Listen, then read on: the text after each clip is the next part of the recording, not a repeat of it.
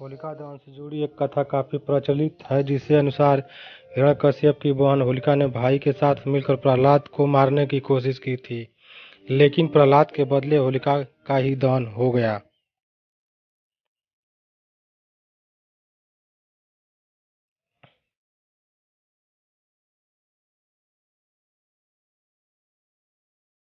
हिरण्यकश्यप नाम का राक्षस भगवान विष्णु के मंत्र से घृणा करता था, क्योंकि श्री हरि विष्णु के 12 अवतार द्वारा उसके भाई का वध हुआ था। इसी कारण उसने तपस्या कर ब्रह्मा देव से वरदान मांगा और अपने राज्य में विष्णु पूजा पर प्रतिबंध लगा दिया।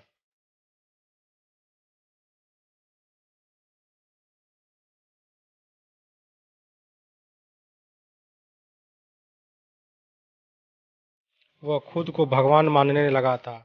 विष्णु पूजन करने वाले लोगों पर उसका अत्याचार बढ़ने लगा था। वहीं खुद हिरण्यकश्यप के पुत्र प्रहलाद भगवान विष्णु के परम भक्त थे। यह बात जब दुराचारी को पता चली तो उसने प्रहलाद को मारने की कई प्रयास किए।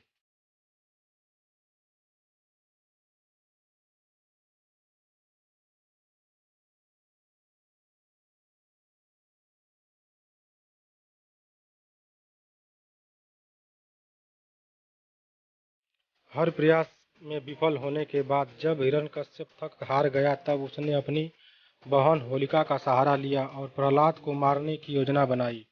होलिका को वरदान था कि वह आग में नहीं जलेगी और इसी के बल पर वह प्रहलाद को चिता पर लेकर बैठ गई।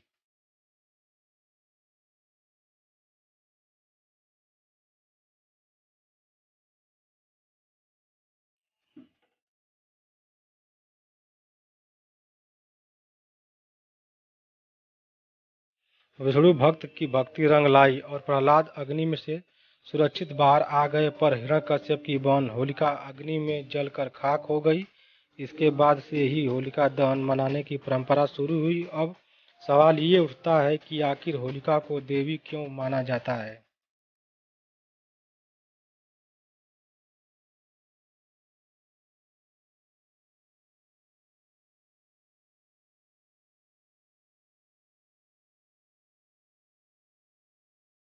जबकि होलिका एक राक्षसी थी और उसने अपने ही भतीजे का अहित करने की कोशिश की थी, तो इसका उत्तर यह है कि होलिका एक देवी थी जो ऋषि द्वारा दिए गए श्राप को भुगत रही थी। मृत्यु के कारण उस जन्म का उसका श्राप पूर्ण हो गया और अग्नि में जलने के कारण वह शुद्ध हो गई।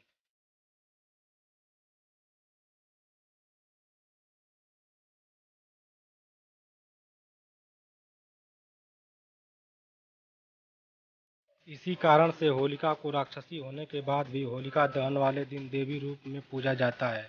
माना जाता है कि होलिका दहन वाले दिन अग्नि में एक मुट्ठी चावल, काले चावल के उपहार डालने से होलिका देवी की कृपा बनी रहती है और कोई भी आपका अहित नहीं कर पाता है। अग्नि के चक्कर लगाने से कष्ट मिट जाते हैं।